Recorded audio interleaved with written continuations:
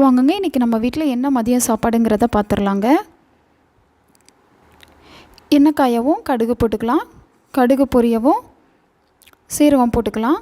சீரகமும் நமக்கு பொரிஞ்சு வரவும் பல்லாரி வெங்காயம் கட் பண்ணி வச்சுருக்கேன், அது சேர்த்துக்கலாம். பல்லாரி வெங்காயம் சேர்த்த உடனே அதலக்காய் சேர்த்துக்கோங்க.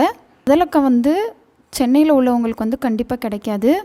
இது தெற்கு சைடு இருக்கிறவங்களுக்கு மட்டும்தான் கிடைக்கும். அம்மா ஊருக்கு வந்தனால அதலக்காய் எடுத்துகிட்டு வந்திருந்தாங்க. இது பாகற்காய் மாதிரி நல்லா கசப்பாக தான் இருக்கும். டேஸ்ட்டு ரொம்ப ரொம்ப அருமையாக இருக்கும். பாகற்காய் நம்ம பொரியல் பண்ணுவோம்ல, அதே மாதிரியும் பண்ணலாம். புளிக்கூட்டு மாதிரியும் வைக்கலாம், குழம்பும் வைக்கலாம். எல்லாத்துக்குமே சூப்பராக இருக்கும்.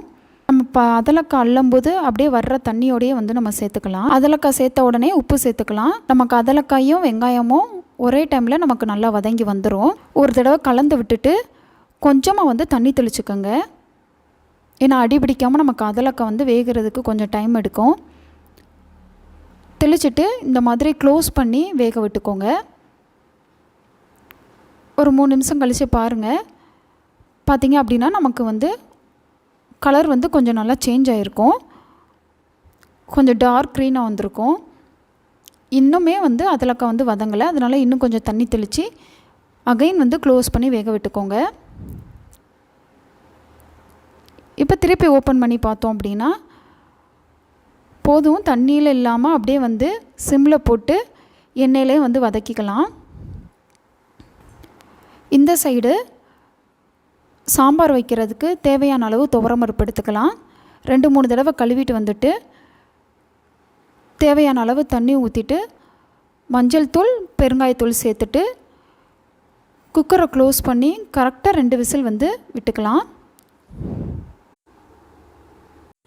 இப்போ இங்கிட்ட பார்த்தோம் அப்படின்னா அதலக்காய் நமக்கு நல்லா வதங்கி வந்திருக்கும். இப்போ இதோட காரத்துக்கு மிளகாய் தூள் சேர்த்துக்கோங்க. மிளகாய் தூள் நம்ம சேர்த்தனால அந்த கொஞ்சம் பச்சை வாசம் போகிற ஒரு 2 நிமிஷம் வதக்கிக்கலாம். 2 நிமிஷம் வதக்கினதுக்கப்புறம் கொஞ்சமாக தேங்காயும் கொஞ்சமாக சீரகமும் சேர்த்து குறைன்னு அரைச்சிட்டு வந்திருக்கேன். இதை ஃபைனலாக இந்த பொரியல் இறங்குற நேரத்தில் தூவி விட்டு இறக்கணும்னா சூப்பராக இருக்கும். பாகற்காய்க்கும் இதே மெத்தடு தான். நீங்கள் அதலக்காய்க்கு பதிலாக பாகற்காய் சேர்த்து இதே மெத்தடில் பண்ணலாம். அவ்வளோதாங்க, சூப்பரான அதலக்காய் பொரியல் ரெடி. இப்போ இங்கிட்ட விசில் அடங்கிருச்சு. ஓப்பன் பண்ணி பார்த்தோம் அப்படின்னா பருப்பு சூப்பராக இந்த மாதிரி மலர்ந்தாப்பில் வெந்து வந்திருக்கும். இதோட நான் கட் பண்ணி வச்சுருக்கிற காய்கறிகள் எல்லாம் சேர்த்துக்கிட்டேன். இன்றைக்கி கேரட், பீன்ஸ், ஒரு தக்காளி, கொஞ்சமாக சின்ன வெங்காயம், இவ்வளோ தான் சேர்த்துருக்கேன். சாம்பாருக்கு உப்பு சேர்த்துட்டு சாம்பார் பொடி சேர்த்துட்டு தேவைப்பட்ட தண்ணி ஊற்றிக்கோங்க. அவ்வளோதான். எல்லாத்தையும் ஒரு தடவை கலந்து விட்டுட்டு க்ளோஸ் பண்ணி ஒரு 3 விசில் விட வேண்டியது தான். அதே மாதிரி தான் விசில் அடங்கிட்டு ஓப்பன் பண்ணி பார்த்தீங்க அப்படின்னா சாம்பார் சூப்பராக ரெடியாக இருக்கும். இப்போ இதோட நம்ம கொஞ்சமாக புளி ஊற வச்சுருந்தோம், அதை கரைச்சி ஊற்றிக்கலாம். சாம்பாரை சிம்மில் போட்டுட்டு இங்கிட்டு சாம்பாரை தாளிக்கிறதுக்கு எண்ணெய் ஊற்றிட்டு எண்ணெய் காயவும் கடுகு போட்டுக்கோங்க. கடுகு பொரிஞ்சு வரவும் கொஞ்சமாக வெந்தயம் சேர்த்துக்கோங்க. வெந்தயமும் பொரிஞ்சு வரவும் ரவுண்டாக கட் பண்ணி வச்சுருக்கிற சின்ன வெங்காயம் சேர்த்து கோல்டன் ப்ரௌனாக வர வதக்கிட்டு கருவேப்பிலை சேர்த்துட்டு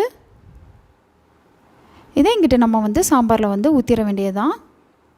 அவ்வளோதான். ஊற்றிட்டு கலந்து விட்டீங்க அப்படின்னா சூப்பரான வேகமாக குக்கரில் ரொம்ப டேஸ்ட்டாக சாம்பார் ரெடியாக இருக்கும். சாம்பாருக்கும் அதலக்காய் கூட்டுக்கும் ரொம்ப ரொம்ப நல்லா இருக்குங்க.